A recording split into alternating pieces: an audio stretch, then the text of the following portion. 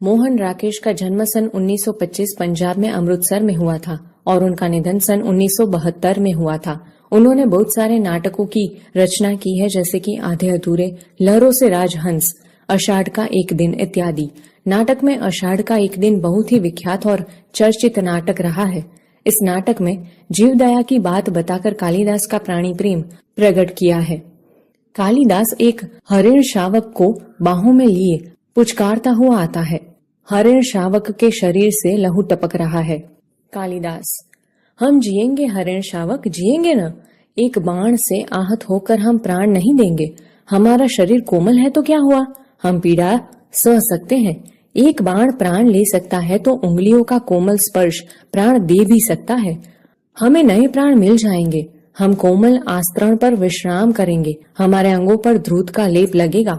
कल हम फिर वनस्थली में घूमेंगे। कोमल दुर्वा खाएंगे ना, खाएंगे ना। मल्लिका अपने को सहज कर द्वार की ओर जाती है। मल्लिका: यह आहत हरिण शावक, यहाँ ऐसा कौन व्यक्ति है जिसने इसे आहत किया?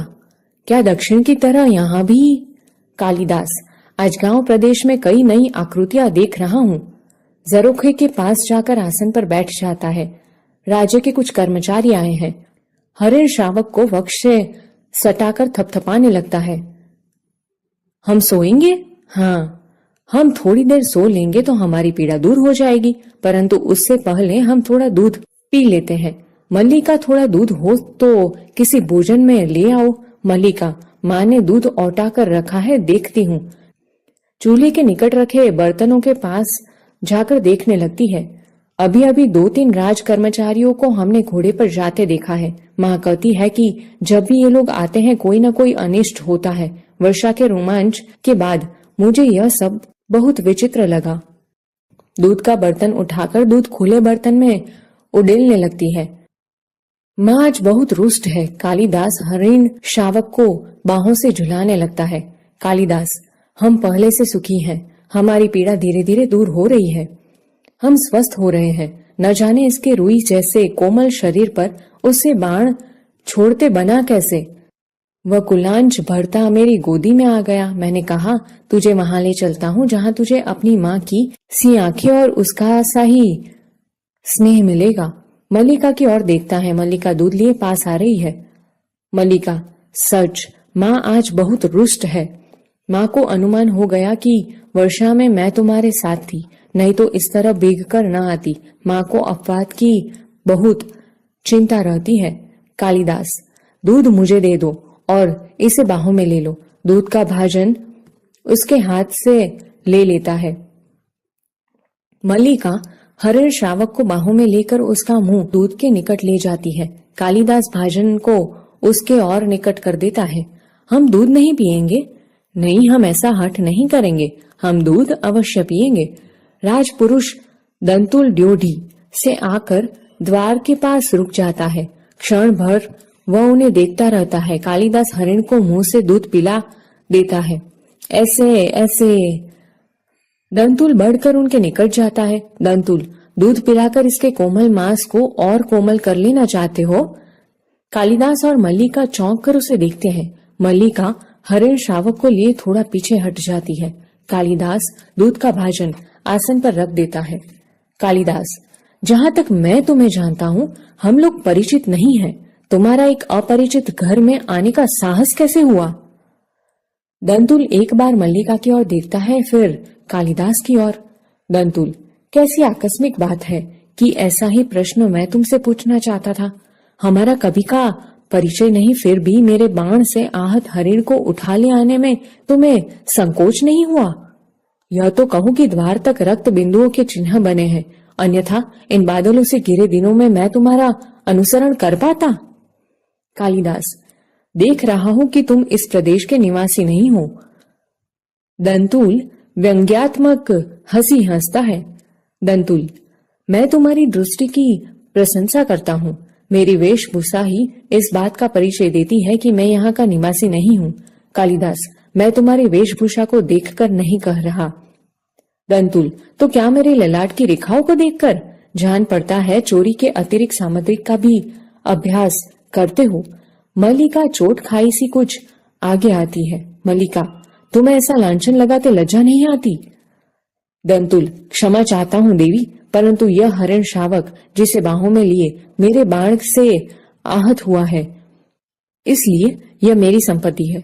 मेरी संपत्ति मुझे लौटा तो देंगी? कालिदास, इस प्रदेश में हिरणों का आखेट नहीं होता राजपुरुष, तुम बाहर से आए हो, इसलिए इतना ही पर्याप्त है कि हम इसके लिए तुम्हें अपराधी न माने।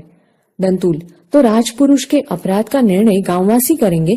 ग्रामीण युवक अपराध और न्याय का शब्दार्थ भी जानते हो? कालिदास, शब्द और अर्थ राजपुरुषों की संपत्ति है, जानकर आश्चर्य हुआ।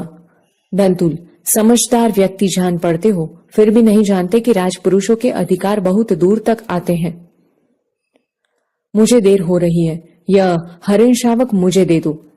कालिदास, यह हरिण शावक इस पावर्त्य भूमि की संपत्ति है राजपुरुष, और इसी पावर्त्य भूमि के निवासी हम इसके सजातीय हैं।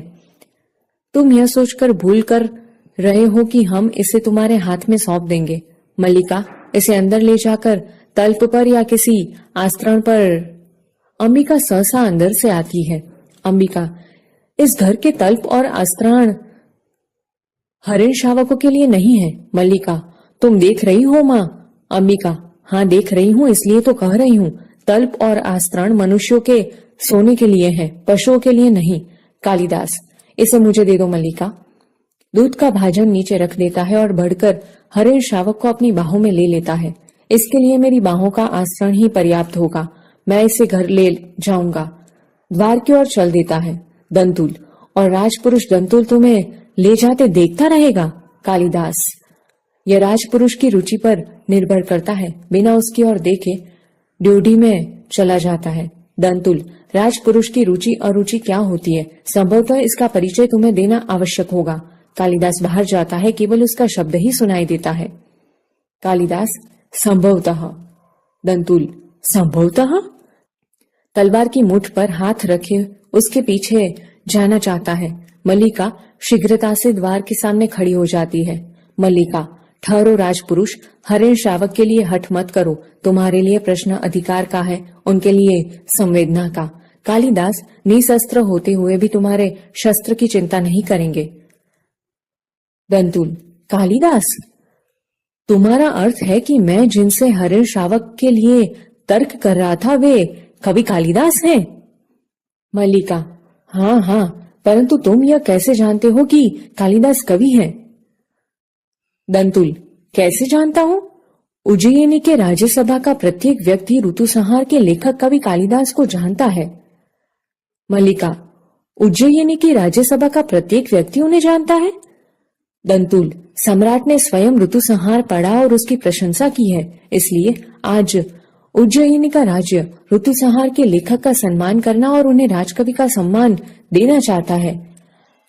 आचार्य वर रुचि इसी उद्देश्य से उज्जयिनी से यहाँ आए हैं।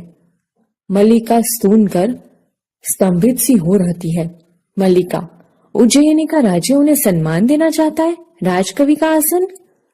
दंतुल, मुझे खेद है, मैंने उनके साथ अशिष्टता का व्यवहार किया, मुझे जाकर उनसे क्षमा मांगनी चाहिए।